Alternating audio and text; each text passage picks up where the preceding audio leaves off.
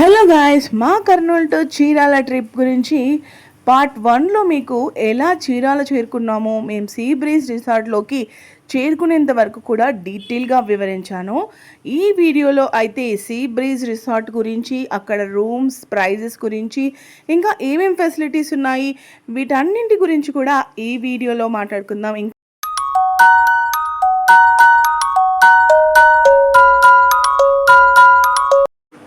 Guys, మనము ఇంతకుముందు వీడియోలో చూసినట్టుగా వినాయకుడి విగ్రహం ఉంది కదా, దాని వెనకాల రిసెప్షన్ ఉంది. అక్కడికి వెళ్ళి మనము రూమ్ బుక్ చేసుకున్న రూమ్కి వివరాలు చెప్తే అక్కడ వాళ్ళు మనం చెక్ ఇన్ అవ్వచ్చు. లేదా మేమేమంటే అప్పటికే బాగా అలసిపోయి ఉన్నాము, దాదాపు 2 అవుతుంది కాబట్టి మేము టెంపోలోనే మొత్తం లగేజ్ అంతా అలాగే ఉంచేసి ఫస్ట్ ఫుడ్ లంచ్ చేసేసి ఆ తర్వాత మనం చెక్ ఇన్ అవుదాము అనే ఇదితో మేము ఫస్ట్ రెస్టారెంట్ ఎటు ఉంది అని చెప్పేసి అక్కడ ఎంక్వైరీ చేస్తే డైరెక్షన్స్ అయితే చూపించింది. ఇదంతా కూడా చూడండి, మీరు ఇప్పుడు చూస్తున్నారు కదా, ఇదంతా నైట్ అయితే ఫుల్ ఇక్కడ ఐపీఎల్ మ్యాచెస్ అయితే ప్లే చేశారు. అక్కడ పిల్లలకి ఆడుకోవడానికి ఉంది. ఇటుపక్క సెంటర్లో ఉన్నది మెయిన్ రెస్టారెంట్ అనమాట. అక్కడ కింద కుకింగ్ అంతా అక్కడే చేస్తారు. మేము ఇప్పుడు తిన్నదైతే ఇక్కడ అవుట్డోర్లో ఉంది చిన్నగా. ఇక్కడ భోంచేసాము. ఫుడ్ అయితే ఓకే, యావరేజ్గా ఉంది, మరీ సూపర్గా అనేటట్టయితే లేదు.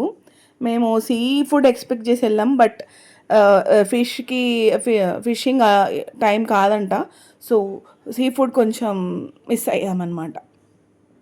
ప్రాన్స్ తర్వాత స్టోరేజ్ చేసి పెట్టినవి ఉన్నాయి, అపోలో ఫిష్ అలాంటివి, అవి తిన్నాము.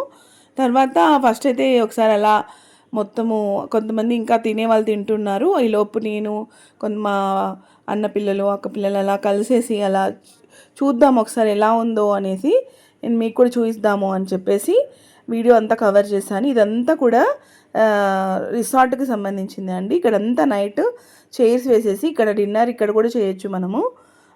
చాలా కలర్ఫుల్గా ఉండింది. అక్కడ ఉయ్యాళ్ళు ఉన్నాయి, పెద్దవాళ్ళు కూడా ఊగొచ్చు అనమాట. చిన్న పిల్లలకైతే ప్లే స్టేషన్ బాగుంది అక్కడ. ఇంకా లంచ్ చేసుకుని వెంటనే మళ్ళీ రిటర్న్ అయిపోయి వినాయకుడి విగ్రహం ఉంది కదా, అటు నుంచి స్ట్రైట్గా మేము ముందుకెళ్తే మా రూమ్స్ అక్కడ ఉన్నాయన్నమాట. అటువైపుగా వెళ్ళాము. ఫస్ట్ అయితే మా వారు ఇంకా మా బావ వాళ్ళు వెళ్ళి చూసి వచ్చారు రూమ్స్. లగేజ్ కూడా అక్కడ డంప్ చేయించారనమాట. సో మరి మేము రూమ్కి వెళ్తున్నాము. రూమ్కి వెళ్ళే దారిలో అక్కడ ప్రీ వెడ్డింగో పోస్ట్ వెడ్డింగో తెలియదు, షూట్ అయితే జరుగుతూ ఉండింది. కానీ పర్ఫెక్ట్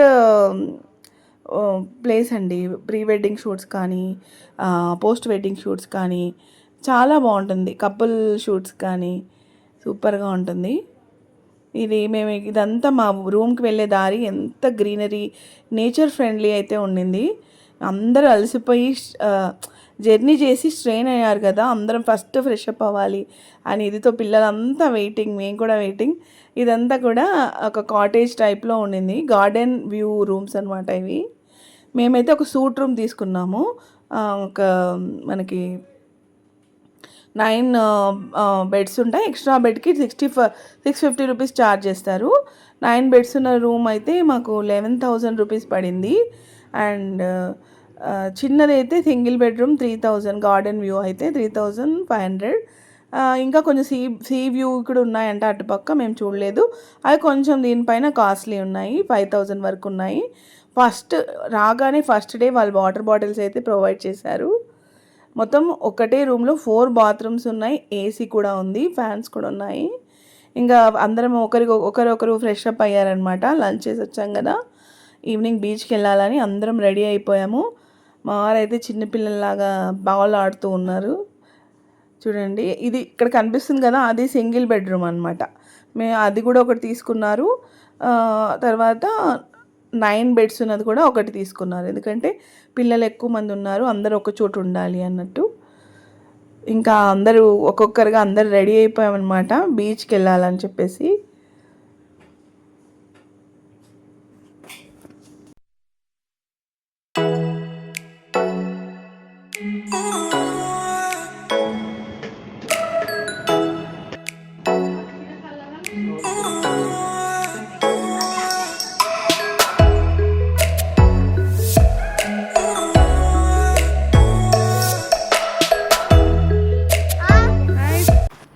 అందరం రెడీ అయిపోయి బీచ్కి వెళ్దామని ఇంకా బీచ్ సైడ్ వెళ్తున్నాం రిసార్ట్ నుంచి. అక్కడైతే నైట్కి డిన్నర్కి మొత్తం టేబుల్స్ అన్నీ అరేంజ్ చేసి ఉంచారు. మేము కూడా మళ్ళీ బీచ్లో కాసేపు ఆడేసి వచ్చి ఇక్కడే డిన్నర్ చేసాము. పైన చూడండి పారాగ్లైడింగ్ కూడా జరుగుతుంది. మేము ట్రై చేద్దామంటే అది చాలా దూరంగా ఉండింది, టైం సరిపోలేదు. ఇది మన రిసార్ట్ నుంచి బీచ్కి వెళ్ళే దారి. మధ్యలో ఒక రోడ్ లాగా వస్తుంది. తర్వాత మంచి వే అయితే వాళ్ళు ఏర్పాటు చేశారు రిసార్ట్ వాళ్ళు.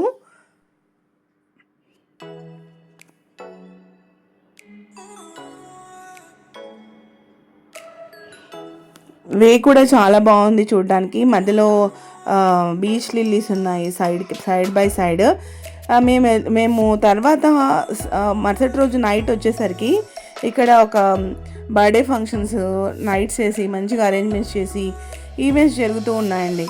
మీరు కూడా ఎవరైనా కూడా డెస్టినేషన్ వెడ్డింగ్స్ కానీ, చిన్న చిన్న బర్త్డే పార్టీస్ కానీ, వెడ్డింగ్ యానివర్సరీస్ కానీ, ఇలా ఏ పార్టీలకైనా మంచి కరెక్ట్ ప్లేస్ అని చెప్పాలి.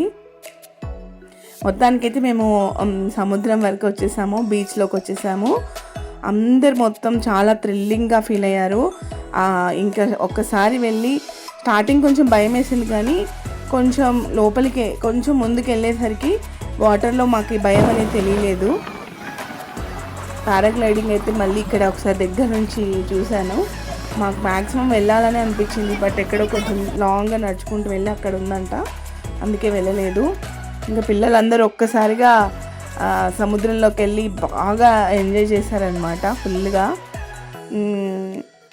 కొంచెం భయపడ్డాం, కానీ కొంచెం ముందుకు వెళ్ళేసరికి అలలు ఎలా ఫోర్స్ కొడుతున్నాయి, కానీ వెళ్ళొచ్చు మనం. కొంచెం ఇసుక ఒడ్డు అనేది కొంచెం ఎత్తుపైనే ఉందన్నమాట. ఇసుక అయితే లాగేస్తుంది, అలలు వచ్చినప్పుడల్లా ఇసుకలో కాళ్ళు దిగిపోతున్నాయి అన్నమాట. లోపలికి అలా లాక్కెళ్తున్నట్టుగా ఫీలింగ్ ఉండింది. ఆ ఫీలింగే చాలా థ్రిల్లింగ్గా అనిపించింది మాకు. ఫ్యామిలీతో అందరితో కలిసి ఇలా ప్లాన్ చేసుకుంటే మాత్రం అట్లీస్ట్ ఇయర్లీ వన్స్ కానీ, లేదా 2 ఇయర్స్కి ఒకసారి కానీ ఈ విధంగా ప్లాన్ చేసుకుంటే ఏమవుతుందంటే కొంచెం మైండ్ కూడా రిఫ్రెష్ అవుతుంది. చాలా బడ్జెట్ ఫ్రెండ్లీ కూడా చీరాల ఈ సీ బ్రీజ్ రిసార్ట్. మా అమ్మ వాళ్ళు, పెద్దవాళ్ళు కూడా చాలా బాగా ఎంజాయ్ చేశారండి. చాలా ప్లెజెంట్గా అనిపించింది కాసేపు అక్కడే ఉండి వాళ్ళు కూడా. ఇంకో విషయం, సైడ్కి కూర్చోడానికి ఇలా బీచ్ సైడ్ చైర్స్ వేసి ఉంచారు. అది వచ్చేసి పర్ అవర్కి 100 రూపీస్. మేమైతే 50 రూపీస్కి మాట్లాడుకొని అమ్మ వాళ్ళని అక్కడ కూర్చోబెట్టేసాము. బ్యాగ్స్ అవన్నీ హ్యాండ్ ఓవర్ చేసి ఇంకా మేము ఫుల్గా ఎంజాయ్ చేసాము. ఫొటోస్ దిక్కుంటూ, వీడియోస్ తీసుకుంటూ ఫుల్గా ఎంజాయ్ చేసాము.